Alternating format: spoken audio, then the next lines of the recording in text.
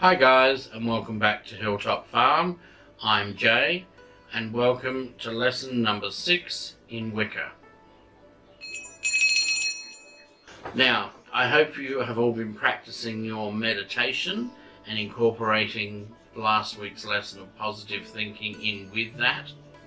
This week's lesson, we'll be taking it to another level. I spoke in the last lesson briefly about the importance of learning visualization within Wicca. Visualization is the key to being able to cast spells and do witchcraft.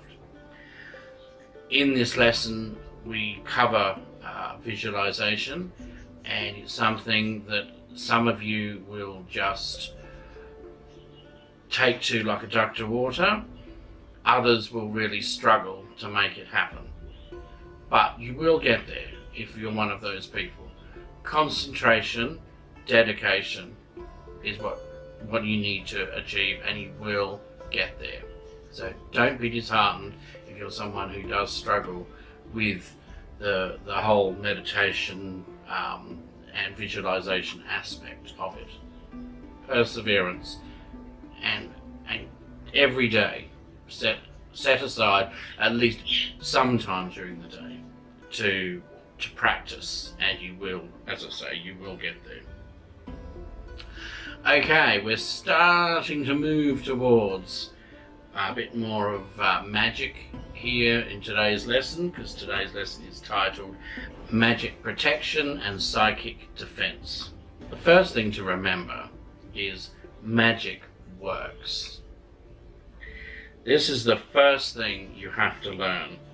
If you don't believe magic gives you the power to reshape the universe, you're wasting your time. Because if you believe a spell or ritual won't work, then it won't, period. And if you do believe in the power of magic, then you need to realize that when you use it, you are putting your hands on the same forces that move the tides and spawn tornadoes. And that by doing so, you have the potential to harm yourself or others. It takes years of study and practice. It is fairly safe if you know what you're doing and take the appropriate safety precautions. At the same time, a mistake can ruin your day, or worse. In this lesson, I will outline a few basic techniques for protecting yourself and your home. While these are essential while working magic, they are also useful anytime. For example, there is no better night's sleep than in a room that has been magically shielded to keep out psychic noise. Let's start with shielding. This is a technique for creating a magical force field around your person or place to keep out unwanted energy. This could be psychic background noise or magical energy directed at you. Many people do this unconsciously in their lives. Others of us have to learn how. The method I use is to visualize a net, if you like, of energy around the area to be shielded. Many witches cast what they call a circle before any ritual, and they visualize a circle around them of protection. And if that works for you, that's fine. That doesn't work for me. I have to visualize a three-dimensional shield. So when I cast a circle around myself for protection, that circle becomes a dome over me and a dome under me, and I become encased in basically a bubble. Alright? So if you just want to have a circle around you, that's fine. If you're like me and prefer to be wrapped in a bubble, then that's fine too. Whatever works for you. Remember to see it in 3D.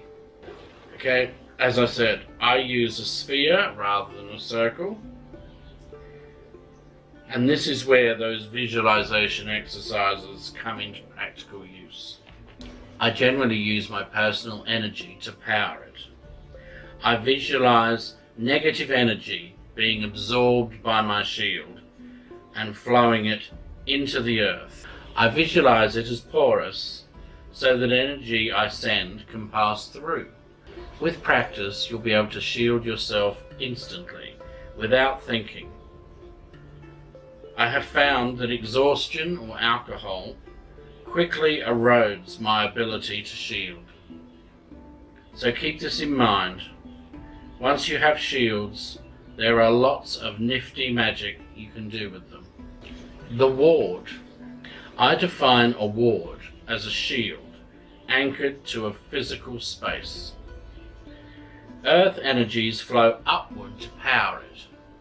So this is a shield you put in place around an object. It can be around yourself, but around an object generally, so that the earth is providing its energy. So once you've visualized it and it's in place, you can walk away and it stays there, which is how you protect your home. With practice, you can create a stable earth-powered shield. This leaves more energy for spell work or allows you to drop your own shields and recharge. Reinforce the visualization regularly, and it can be permanent to protect your circle or your home. I tend to anchor wards with physical objects, a stone, a carved rune, a crystal, etc. But it is the visualization that really matters. If the mental image fails, the shield will fail, no matter how many runes you have. Occasionally, when going about daily life, I will feel a tickle at my aura as some kind of psychic energy contacts me. Other times, the hair stands up on the back of my neck, and I quickly raise my shields. And on rare occasions, I feel a sudden energy drain as my shields, thanks to the Lord and Lady, go from standing by to maximum power before I know what's happened. In these situations, there was a few shielding tricks I use. First is the mirror. I visualize the outside of my shield as a perfect mirror, reflecting energy back to its source. The next is making the inside of my shields a mirror too. I use this to contain any psychic energy I might be emitting, hopefully making myself psychically stealthy. Last is the iron wall or the stone tower visualization. And I must say, with this one I go in for the dramatic. When you print out your sheet and you get to this section, you will see a picture that goes with this. This is the kind of thing I visualize. It's very sort of medieval. And it's the old witch in me, I think. Change the thin energy shield into a massive fortress. This requires a lot of power, but when huge waves of negativity are breaking over you, it really helps. Now on to a few active techniques. If negative energy keeps coming at me, I don't sit back and continue to shield until exhausted. The ancient warriors knew that any pure defense battle is doomed if it goes on long enough. Evoking the Lord and Lady is probably the surest and simplest defense. Malevolent entities, whether astral or earthy, tend to avoid the presence of deity. In fact, the nastier they are, the faster they run. The most basic technique is calling white fire. This is the light energy of the universe, the silver white of the moon and the fire white of the sun, the sum total of the magical elements. Let it flow in from all around you until you feel like a ball of lightning, and then send a direct bolt of it back in the direction the negative energy came from. While the mind is all you need to do this, I find my sword or a thame or wand the perfect tool for this. If this doesn't work, you can still call on the Lord and Lady in their warrior protector aspects to help you. But when you do any of this, as I keep reinforcing to you, with witchcraft, there is a good saying that is something you should always think of before casting any spell, is be careful what you wish for. And as always, remember the law of threefold return. The idea of karma is ancient but simple. The things that we accomplish in this life, be they good or ill, have an effect on us in the next. Our actions will be weighed by the gods, and they will decide whether we have lessons to be learnt. You never near fear deity in Wicca. Deity does not judge you or dissuade you or persuade you. Deity will only ever wish to help you. Though our actions come back to us through karma, this is not a divine judgment so much as a necessary balance. It is there to help all beings grow, never to punish us. Whatever may afflict you, Deity wishes to help you move past it, for Deity wishes you only to grow and happiness in whatever personal form you picture Deity. This week's assignment, I need you to continue on with your meditation, incorporating into your meditation. You need to work on the things we covered in last week's lesson, which is the positive thinking module, to try and get positivity happening in your life. But included in that, I also want you to start visualization techniques. Imagine that circle or bubble around you. Feel your energy producing it and protecting you, and all that negativity on the outside being deflected off, bounced off, or absorbed into it and sucked down into the earth. Imagine doing that. And then imagining something small, maybe a piece of jewellery that you've got on your dressing table, and you imagine a circle or a bubble around it to protect it. And once you've got it there and you can see it and it's protecting it, you transfer the energy it's drawing on away from yourself, and the earth will power its energy up into your dressing table, across the top, and then into the circle or bubble around it. And that will stay there. Once you've got it going and you visualize handing it over to another power source, if you like, try doing that. Once you've done that, you can start working on larger things, like your home. Imagine a circle around your home, a dome over the top of your home, protecting it, keeping all the love, positivity inside, and all the negativity bouncing off. Okay, and once you've got that up and running, allow the powering of it to be taken over from the earth, and let it keep flowing. And every time you meditate, replenish that to keep it going. Visualize it. You've got to be able to see it. And when you can see it, concentrate on it, and concentrate on the handover so that the energy is no longer coming from you, it's coming from the earth. And it will keep it powered. And eventually, that dome will stay over your house to protect it. And if anything happens, as you become better at this, you won't have to be there to fix it.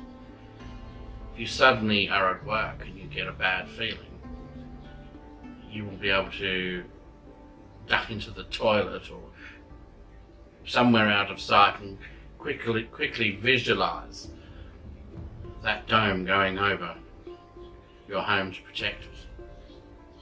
And it will. And it will go over and protect it. Okay, so I need you to do that. And as I say, before you start on objects, start on yourself. Protect yourself. Alright?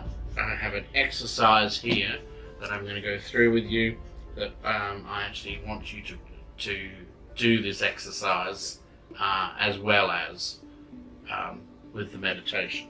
Now, this exercise is called the Tower of Light. Right, now firstly, I need you to stand erect, feet shoulders width apart, and arms at your side, breathing evenly and deeply. Then 2, progressively relax your entire body, starting from the top of your head and working down to the bottoms of your feet. 3, mentally visualize that you are surrounded by a long ellipsoid or long oval of light, bright blue light that extends 9 inches outwardly from every point on the surface of your body. Continue to maintain this image and visualize a globe of brilliant white light above but not touching your head. The globe is inside of your bright blue aura. 5. Concentrate on this bright white globe so that it becomes brighter, glowing white like burning magnesium. 6. Keep both images of the bright blue aura and the brilliant white globe and mentally aspire to the highest standards of morality, good and love that you can. 7. Next, feel the white globe showering you with glittered white light filled with silver sparkles. This white light should permeate your entire being, coursing vibrantly through you. 8. The outside shell of your aura should be an intense bright blue, filled with the vibrant, sparkling white light. Concentrate on this complete image as long as you can, fully believing in its reality. Feel your outer auric shell as a hard, sharply defined blue as you feel blissful and alert inside it. 9. As you close, let the image fade slowly while believing that it is not fading from reality. Now, I need you to incorporate this visualization technique into your meditation and your positive thinking. We're getting closer and closer to incorporating witchcraft and ritual into our daily lives. But it won't work, as I say, if you don't learn visualization. Alright, so that is the lesson over for this week. Up and coming before the end of the month, we're going to be starting to cover the moon, the phases of the moon and the moon rituals. We'll also be preparing in advance for the Yule festival, which is towards the end of the month. So the next few lessons will be covering this kind of thing. There is a full moon ritual that covers each month of the year, because there should be one full moon every month, and when there is two, that's something completely different, and we'll cover that when we get to the phases of the moon. But for the most part, let's just say there's one per month, and each one has a different meaning depending on what month of the year it is. And of course, the hemispheres come into play too with that, because it's to do with the seasons. So I'll be working out in the next few weeks how I'm going to do that, so that you can prepare for when the full moon comes. So just be aware that that will be covered this month. So you will be in the next few weeks setting up your first altars for full moon and Yule. So we'll have to cover how to do that, as well as the Yule festival itself and the full moon and the moon rituals.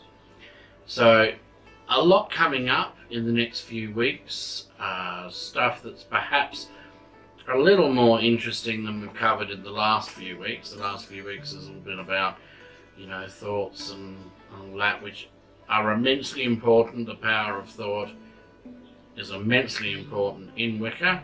Thank you for being with us today, and I hope you're really enjoying the series. I must say I'm enjoying bringing it to you.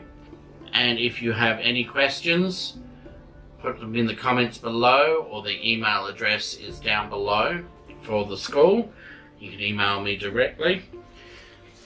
There is a link down below so that you can print out this week's handout. So you've got all that information there and you can work off of it. There's a link down below in case you're needing to buy books for the book depository, of which we are an affiliate. So go through there and buy your books through us. And I think that's pretty much all for this week. Thank you for joining us. Give us a thumbs up if you enjoyed the video. Hit subscribe so you don't miss out on any other future videos. And till next time, it's goodbye from Hilltop Farm. See ya!